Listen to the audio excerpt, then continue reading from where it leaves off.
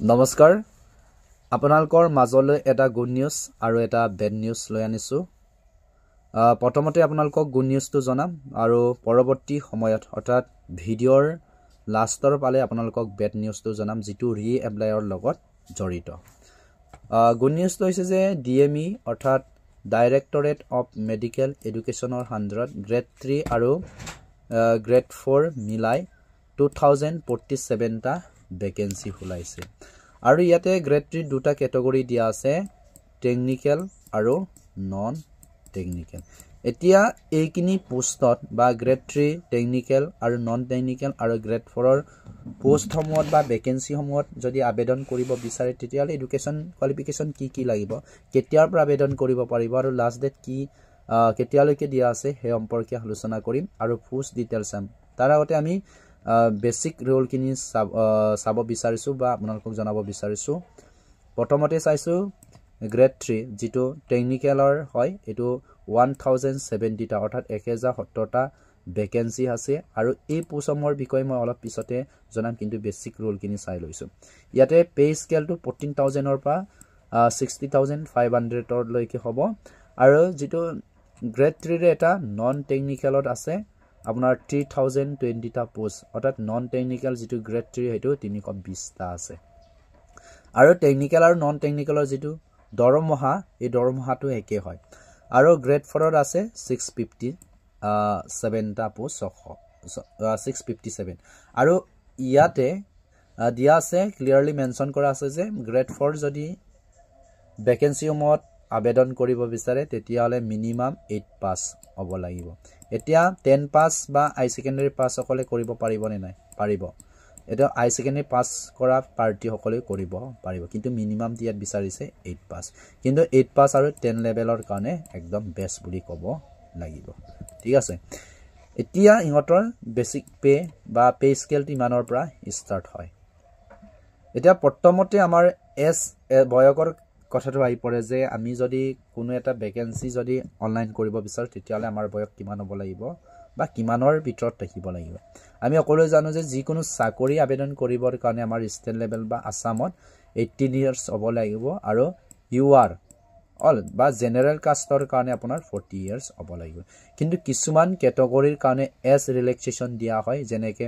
OBC MOBC OBC বা MOBC party সকলৰ কাৰণে 3 ইয়াৰ্স ৰেহাই আছে যদি আপোনাৰ বয়স এতিয়া 40 হৈ আছে প্লাস 3 আপোনালোকে 43 ইয়াৰ্স হলেও অনলাইন কৰিব পাৰিব যদি আপুনি ওবিসি বা এমওবিসি পাৰ্টি হয় আৰু এসটি এসসিৰ কাৰণে 5 ইয়াৰ্স অৰ্থাৎ আপোনাৰ যদি এতিয়া বয়স 44 তেতিয়া আপুনি অনলাইন কৰিব পাৰিব কাৰণ 5 ইয়াৰ্স দিয়া আছে 40 প্লাস 5 মানে 45 লৈকে আপুনি অনলাইন কৰিব পাৰিব তাৰপিছত পিডব্লিউডি যি অকল ফিজিক্যাল হ্যান্ডিক্যাপ্টৰ পাৰ্টি হয় একেদকলে কি কৰিব পাৰিব 10 ইয়াৰ্স অৰ্থাৎ 50 বছৰলৈকে অনলাইন কৰি থাকিব পাৰিব বহুতে কি কৰে মোৰ 40 বছৰ পাৰ হ'ল এতিয়া আবেদন কৰিব নোৱাৰো বুলি ভাবি থাকে কিন্তু ইয়াতে আপোনাৰ কাষ্টৰ ওপৰতো বহুতখিনি কথা আহি পৰে সো এইখিনি চাব তাৰপিছত আপোনাৰ এমপ্লয়মেন্ট এক্সচেঞ্জৰ বা এমপ্লয়মেন্ট এক্সচেঞ্জ সাৰ্টিফিকেট থাকিব লাগিব বা ৰেজিষ্ট্ৰেচন কৰা হ'ব লাগিব সো এইখিনিটো সকলোৱে জানে এইখিনি অনলাইন কৰিবৰ কাৰণে এতিয়া ডকুমেন্টস কি লাগিব বা অনলাইন আবেদন কৰোতে কি লাগিব ইয়াতে চাই লওক পাসপোৰ্ট সাইজ লাগিব আপোনাৰ সিগনেচাৰ লাগিব আৰু ইমানখিনি ভিতৰত থাকিব লাগিব এইখিনি চাই লব এতিয়া আমি ইম্পৰ্টেন্ট ডেটস কিনি মই চাই লৈছে ইয়াতে স্টাৰ্টিং ডেটটো বহুতে চাব এটা কনফিউজ হৈ যাব যে ইয়াৰ মেইন কাৰণটো হৈছে যে 2023 চনৰ 7 ফেব্ৰুৱাৰীটো আবেদন কৰিব দিয়া হৈছিল ডিএমইৰ আন্ডাৰত কিছুমান পোষ্ট আকৌ 24 চনতো দিয়া হৈছিল তিনজুগা এটা কথাটো হল যে গুটেইখিনি পোষ্ট তেতিয়াও অনলাইন কৰিব দিছিল আৰু এতিয়াও কিছুমান ৰিএপ্লাই কৰিব দিছে এই গুটেইখিনি মিলাই কিন্তু 2047 টা ভ্যাকেন্সি আছে সো এটো ভুল নকৰিব এতিয়া ইয়াতে ৰিএপ্লাই কৰিব দিছে যে যি সকলে আগতে এপ্লাই কৰা নাছিলে একেদকলে এতিয়া অনলাইন কৰিব পাৰিব বা আবেদন কৰিব পাৰিব এটা বেড নিউজটো হৈছে যে যি সকলে 23 আৰু 24 ত আবেদন কৰিছিল বা অনলাইন কৰিছিল একেদকলৰ কাৰণে এটা গুড নিউজ আছিল যে যদি ৰিএপ্লাই কৰিব নিদিয়াকে যদি এক্সাম পাতি দিয়া হলে বা এক্সাম অনুষ্ঠিত কৰা হলে পাৰ্টি যথেষ্ট পৰিমাণে কম হলেতেন ক্যান্ডিডেট কম হলেতেন ক্যান্ডিডেট কম হোৱাৰ লগে লগে কাট অফটো কম হলেতেন আৰু আৰু চাকৰি পোৱাৰ ক্ষেত্ৰত যেটো চান্স এই চান্সটো বাঢ়িলেতেন কিন্তু এতিয়া বহুতেটো এপ্লাই কৰিব চ এই আগতে যিসকল এপ্লাই কৰিছিলে একেদকলৰ কাৰণে কিন্তু এটা বেড নিউজ এইটোৱে আসলে বেড নিউজ এতিয়া আপোনালোকে এতিয়া অনলাইন কৰিবনে নকৰে এইটো আপোনালোকৰ কথা আপোনালোকে চেক কৰিব ইয়াতে যিসকলে 23 আৰু 24 আপোনাৰ কেতিয়া কৰিছিলে ইপালে আগষ্ট মান্থত কৰিব দিয়া হৈছিলে কিন্তু একেদকলে আপোনালোকৰ আইডি টো যেটো এপ্লিকেন্ট নাম্বাৰ এই এপ্লিকেন্ট নাম্বাৰটো মাৰি পেলাই চেক কৰি চাব আপোনালোকৰ এপ্লিকেন্ট যেটো আইডি আপোনালোকে যে অনলাইন কৰিছিলে হেকিনি টিকে থাকে আছে না একবাৰ চেক কৰিব যদি টিকে নাই বা একসেপ্ট কৰা নাই বা এপ্ৰুভ হৈ থকা নাই তেতিয়ালে আপোনালোকে ৰি এপ্লাই কৰি দিব আৰু ৰি এপ্লাই ডেট টো কেতিয়াৰ পৰা ষ্টাৰ্ট হ'ব 29 নৱেম্বৰ অৰ্থাৎ আজিটো আপোনাৰ 24 তাৰিখ হৈছে আৰু 5 দিন বাকি আছে আপোনালোকে আবেদন কৰিব পাৰিব ইয়াতে ডেট দিয়া আছে কিমানলৈকে 9 ডিসেম্বৰ খুব কম সময় দিছে উইদিন শৰ্ট টাইমৰ ভিতৰত আপোনালোকে এপ্লাই কৰিব আপোনালোকে 9 তাৰিখলৈকে ৰখি থাকিব নালাগে আৰু যদি আপোনালোকে ডিটেইলছ চাব বিচাৰি ইয়াতে চাই ল'ব পাৰিব ইয়াত প্ৰথমতে কি ভ্যাকেন্সি আছে ইয়াতে চাই ল'ব মই এতিয়া পোষ্ট ডিটেইলছ কিনি কৈ দিছো তাৰ আগতে গ্ৰেড 4 ৰ পোষ্ট ডিটেইলছ কিনি চাও ৰব পোষ্ট ডিটেইলছ কিনি গ্ৰেড 4 টো জানাম তাৰ পিছতে এটা গ্ৰেড 3 নন টেকনিক্যাল আছিল ৰ তাৰ পিছতে কি ইয়াতে গ্ৰেড 4 ৰ যেটো ভ্যাকেন্সি আছে এইকিনি আছে name of the post number of post animal attendant cookman এটো দুবাই ওয়াজাৰমেন্স এইকিনি 36 আছে এইকিনি চাই লব ভ্যাকেন্সি গুটে এইকিনি অল ল্যাবৰেটৰী অ্যাটেন্ডেন্স আছে ইয়াতে এটো ব্লাড টেষ্ট বিলাক অনানিয়া কৰা পিয়ন আছে পেকাৰ আছে এনে ধৰণৰ সুইপাৰ আছে মেডিকেল বিলাকত যে সাবসিকুন কৰে হেইবিলাক সব এইকিনি কিন্তু মেডিকেলতে দিব দে এডিআৰই নিচিনাকে নহয় এটো অফিসত বা স্কুলত দিব বুলি তেনেকুৱা নহয় সব এটো মেডিকেলতে দিব সো এইকিনি প্ৰসেস এতিয়া আমি চাই লৈছো নন টেকনিক্যালত যেটো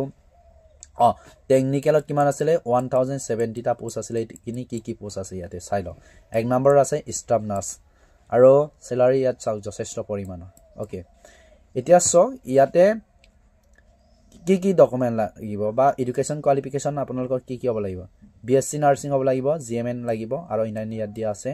আৰু ডিজায়াৰ এইকিনি যেটো লাগে ল্যাবৰেটৰী টেকনিশিয়ান যিসকলে ব্লাড বেংকত থাকিব বা ব্লাডৰ লগত থাকিব ইতেনে কৈছে যে equivalent with diploma certificate in laboratory technician for government যিকোনো সৰকাৰে বা অসম সৰকাৰে স্বীকৃতি দিয়া বা অসম সৰকাৰ বুলি নহয় আৰু ইন্ডিয়া লেভেলৰ যিকিনি ৰিকগনাইজড ইনষ্টিটিউশন বা এনেধৰণৰ ল্যাবৰেটৰী পঢ়া অনুষ্ঠান প্ৰতিষ্ঠান আছে তাৰ পৰা সাৰ্টিফিকেট টকা হ'ব লাগিব কিছুমান কি হয় আজিকালি বিভিন্ন প্ৰাইভেটৰ পৰা সাৰ্টিফিকেট লৈ পেলাই প্ৰাইভেটত পঢ়ি পেলাই সাৰ্টিফিকেট লয় কিন্তু এই সাৰ্টিফিকেট কিনি কিন্তু এই ক্ষেত্ৰত ভ্যালিড নহব ওকে এইখিনি চাই ল'ব পাৰিব আপোনালোকৰ এটো আসলে আপোনালোকৰ কি আছে ৰেডিওগ্ৰাফি আছে টেকনিশিয়ান আছে তাৰপিছত ফটোগ্ৰাফি আছে মেডিকেল ৰেকৰ্ড অফিচাৰ এটো খুব ধুনিয়া পোষ্ট একদম ধুনিয়া একদম বৰ ৰেংকৰ ওপৰত যাব লাগিব এটো ইয়াতে কি এটো ভ্যাকেন্সিত কি বিচাৰিছে education qualification graduate in art science commerce from a recognised board or university with medical record officer training from recognized institution okay মই এটো জব তো প্ৰিফাৰ কৰো কিন্তু মোৰ এই কিবাটো নাই মানে ৰেকৰ্ড অফিচাৰ যেটো ট্ৰেইনিং এটো নাই সো ৰেডিওথেৰাপি টেকনিশিয়ান এইখিনি একদম মজা পোষ্ট কেইটামান আছে এইখিনি চাই ল'ব ইয়াতে ভিডিওটো ফোজ কৰক আৰু ডিটেইলছ কিনি চাই লওক ইয়াতে ডিটেইলছ লিখা আছে আৰু এতিয়া মই নন টেকনিক্যাল কিনি আপোনালোকক দেখাই দিম ইয়াতে নন টেকনিক্যালত বেছি পোষ্ট নাই 300 কিমানটা আছিল 320 আছিল ন 320 টা আছিল ইয়াতে LDA কম্পিউটাৰ অপাৰেটৰ ইয়াতে কম্পিউটাৰ অপাৰেটৰ বুলি কোৱাৰ লগে লগে কম্পিউটাৰটা আছে degree in any discipline with 1 year diploma certificate in computer application ইয়াত থাকিব লাগিব আৰু স্যালাৰি কিনিটো একে কিন্তু গ্ৰেড পে যেটো কম এইটো ওকে বহুত কম আছে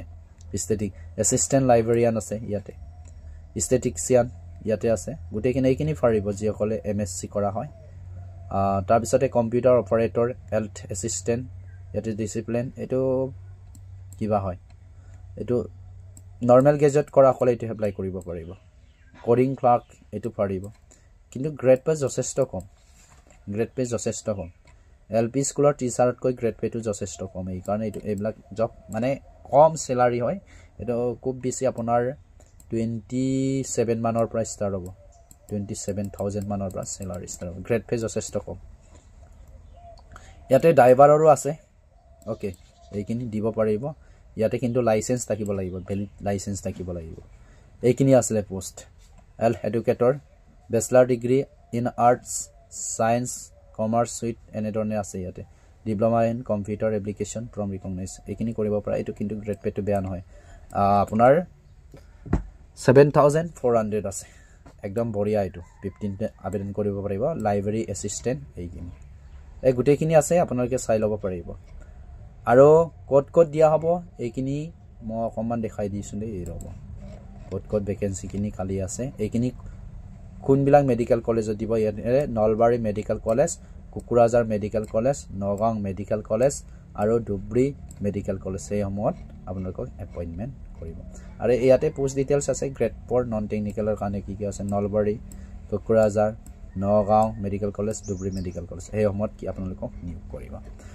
সো ইমানখিনিয়ে আৰু এনে ধৰণৰ নিউ আপডেট পাই থাকিবৰ কাৰণে আপোনালোকে মোৰ ইউটিউব চেনেলটো সাপোৰ্ট কৰিবলৈ নাপাহৰিব আৰু লগতে যেসকল আসাম পুলিচৰ কাৰণে প্ৰিপেয়াৰ কৰি আছে বা আসাম পুলিচে হওক বা এডিআৰ 3.0 হওক তাৰ কাৰণে আমাৰ ক্লাছ চলি আছে আপোনালোকে ইচ্ছা কৰিলে আপোনালোকে এই নম্বৰত মোক যোগাযোগ কৰিব পাৰিব 8471885454 তো এই নম্বৰত মোক যোগাযোগ কৰিব পাৰিব ধন্যবাদ thank you so much watching for this video